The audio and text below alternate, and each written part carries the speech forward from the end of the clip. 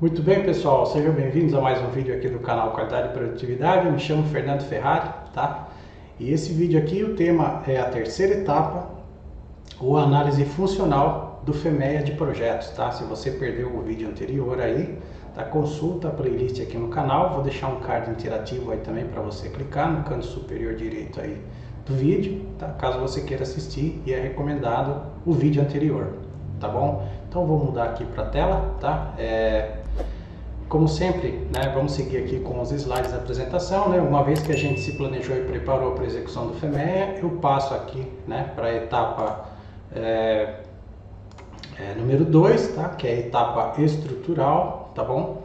E uma vez que eu realizei, né, entendi como o meu produto, né, está estruturado, ou meu sistema, subsistema, enfim, eu posso fazer a análise funcional, tá? Entender qual é o funcionamento, qual é a função dessa estrutura aí presente no produto, tá? Então, vamos seguir aqui os objetivos dessa etapa, né? O propósito dessa análise funcional é assegurar, né, que as funções especificadas pelos requisitos, né, e especificações são alocadas apropriadamente aos elementos do sistema identificados na etapa anterior, né, na etapa de análise estrutural, tá bom? Então é crítico que a análise seja escrita em termos funcionais, né? Os objetivos são visualização das funções, tá, do produto e processo, tá? A árvore ou rede de funções, tá, ou um diagrama de parâmetros, tá bom, do produto, tá? O cascateamento das funções do cliente com relação aos requisitos associados ao produto, tá? A associação desses requisitos, né, com características e funções do produto, tá bom? E lógico, né, a colaboração entre as equipes de engenharia, né, de sistemas, de elétrica, mecânica, enfim, né, de acordo com a natureza do produto aí, né, e ela é base para a etapa de análise de falha, tá? Então, primeiro, na etapa 2, a gente analisou como o produto é constituído, né, qual é a sua estrutura, e agora vamos entender qual é a função de cada uma dessas estruturas aí, tá? Então, cada componente, né, cada peça, né, cada sistema, subsistema aí do produto, tá, ele possui uma função, tá? Tem um motivo dele existir ali presente no produto, tá? Então, a descrição de funções, né, está muito relacionada, né, pode ser ilustrada com esse diagrama aqui, tá? Uma função, né, transforma entradas, né, então todo o sistema aí, tem uma função, e essa função é executada, né, utilizando entradas, tá? E aqui, como entrada, podem ser variáveis, por exemplo, tensão elétrica, corrente elétrica, pode ser força mecânica, tá? Pode ser um sinal elétrico, enfim. Então, né, o sistema, né, a estrutura, o produto vai pegar, né, essas entradas e fazer uma transformação, né? Ele vai exercer uma função, né, através de um elemento do sistema, e vai dar uma saída, tá? Vai proporcionar uma saída que pode ser medida, né? Muitas vezes é uma saída contínua ou discreta, tá? E interagindo com essa função, né, você tem as interfaces do produto, tá? Pode ser uma interface física, um contato físico, pode ser uma interface elétrica, pode ser uma interface de espaçamento, pode existir um espaço, mas ainda assim ter uma interface, né, no caso de campos eletromagnéticos, por exemplo. Então, a descrição da função, ela descreve o que o item, né, ou o elemento do sistema é projetado para fazer, tá? Então, uma função, né, deve ser atribuída a um elemento do sistema. E aí, esse elemento ele pode ter múltiplas funções também, né? Não necessariamente pode ter uma só, né? E a descrição da função tem que ser bastante clara, tá? Bem objetiva e bem sucinta, mas de forma muito clara, né? Sempre que possível, uma descrição técnica, tá? A forma recomendada, né? Uma forma recomendada, né, que é para fazer essa descrição, é usar um verbo de ação, né, seguido de um substantivo, para descrever uma função mensurável, tá? Então, a função deve estar no tempo presente, e ela usa a forma básica do verbo. Por exemplo, conduzir fluxo magnético. Nota que o verbo aqui, né, é conduzir, né, o verbo conduzir aqui. Em seguida, ó, por exemplo, a função de uma bomba é bombear óleo, né? A função aí do eixo virabrequim, por exemplo, é transmitir força, né? Então, todos esses três exemplos, eles têm essa seguinte estrutura aqui, ó, tá? Você usa um verbo mais um substantivo para descrever, né, o que ele está fazendo, né? Qual é a função, o que a função está realizando, tá? E uma vez que existe uma função no produto, tá? Toda função existe dentro de um produto para atender um requisito, tá? A ISO 9000, né, ela descreve um requisito como sendo uma necessidade ou expectativa que um projeto, produto ou processo em particular busca satisfazer. Então essa é a definição na ISO 9000. Né? As funções do produto, elas existem para atender requisitos aí, tá? E esses requisitos, eles podem ser divididos em dois grupos, tá? São os requisitos funcionais, tá? Que é um critério pelo qual a performance pretendida de uma função é julgada ou medida. Por exemplo, a elasticidade de um material, né? Ou a dureza de um material, por exemplo. Então, esse é um requisito funcional, né? E existem também os requisitos não funcionais, tá? Que é uma limitação na liberdade de decisão do projeto. Então, ele pode ser legal, né? Um requisito não funcional legal, né? Um requisito ambiental, de segurança, para atender níveis de garantia, etc. Né? O requisito ele pode ser não funcional para atender normas e padrões industriais, como a própria ISO 9001, a VDA volume 6, a SRJ 1739, a ISO 26262 e a TF, entre outras aí, né? Pode ser um requisito não funcional, né, de solicitação do seu cliente, né? Ele pode ser explícito, ou seja, ele está na especificação do cliente, ou implícito, né? Então você tem liberdade de escolha de alguns materiais, por exemplo, né? Pode especificar que o material tem que ser, por exemplo, elástico, né? Mas aí não especifica exatamente qual material e qual elasticidade ele quer. Então você tem liberdade de escolha de alguns materiais, né? Sob todas as condições especificadas aí, tá? Um requisito não funcional interno, ou seja, ele pode ser interno à companhia que está projetando o produto, né? Por exemplo, compatibilidade com produtos já existentes, peças normalizadas, etc. Né? E também pode ser um requisito não funcional característico, né? Considerado uma característica, né? Que é uma qualidade, um atributo distinguível ou quantificável de um produto. Tá? Por exemplo, uma cor, tá? Uma rugosidade, nível de performance, né? Então existem diversos tipos aí de requisitos, né? Todos eles, né, são atendidos através de funções que o produto tem, tá? Ou características aí. Um parâmetro, né? Um parâmetro é considerado um atributo do comportamento de uma função, né? Os parâmetros tipicamente são considerados entradas de uma função, tá? Então, toda vez que você tem uma função, você precisa ter lá o x e transformar o x em y, né? Então, o parâmetro é sempre o x, tá? Ele é considerado a entrada de uma função, né? E aí, muitas vezes, né, são tantos parâmetros que você precisa construir diagramas de parâmetros, né, para caracterizar o comportamento de um sistema ou um componente no contexto de uma única função, né?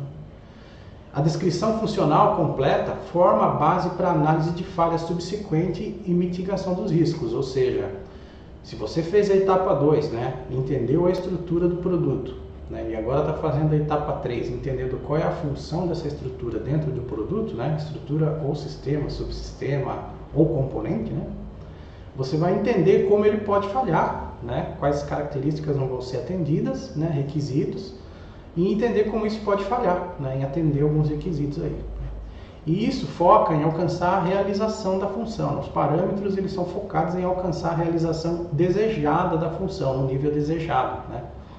E também, né, o diagrama de parâmetro ajuda a identificar influências sobre a função, incluindo o que pode ser controlado, né, que a gente chama de fatores de controle, e o que não pode ser controlado, que a gente chama de ruídos, né?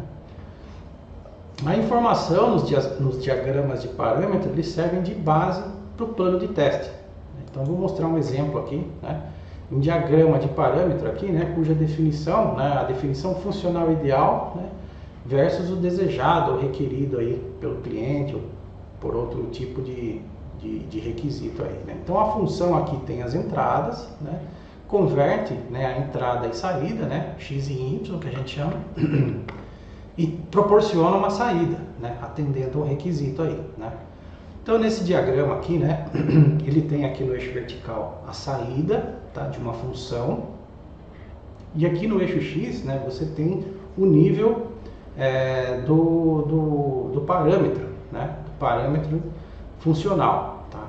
E o cliente, né, ou os outros sistemas determinam o nível de funcionamento aceitável de um produto. Então você tem aqui uma janela, né, tracejada em azul claro, né, que mostra a variabilidade funcional, né, possível para uma determinada função do produto. Tá?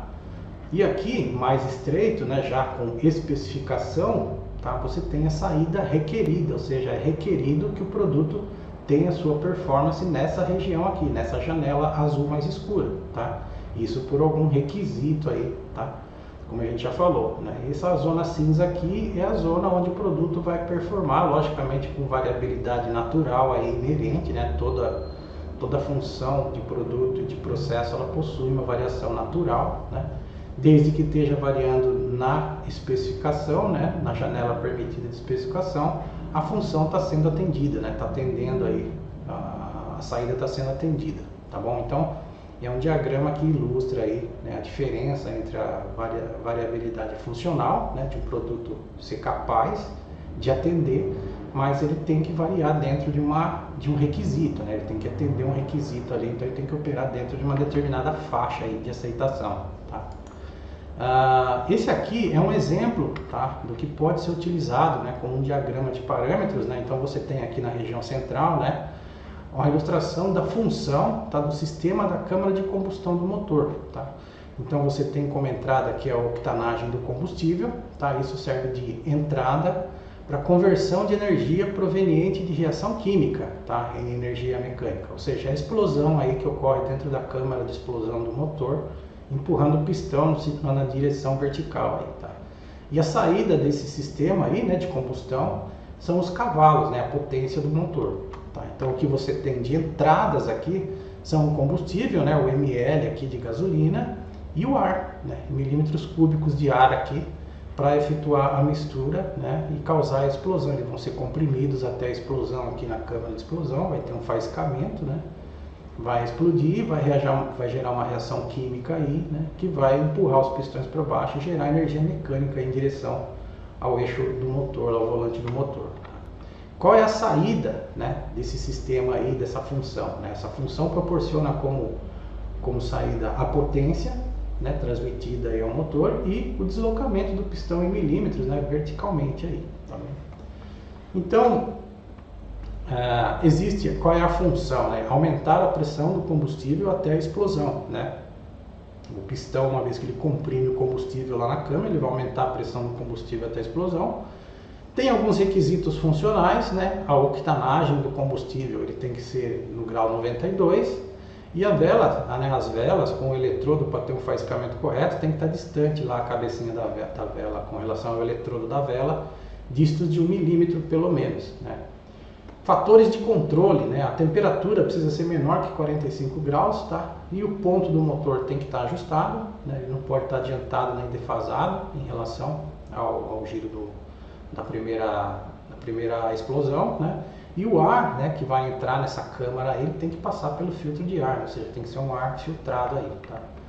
Os requisitos não funcionais, né, que a gente chama, são as normas, né? Norma ABNT, né? A norma ANP, né, da Agência Nacional de Petróleo, e a norma SAE, né, com relação ao filtro aí e tudo mais, são normas que precisam ser atendidas. Eu não coloquei a numeração aqui porque fica complexo demais, o exemplo aqui fica muito específico para a indústria automotiva, tá?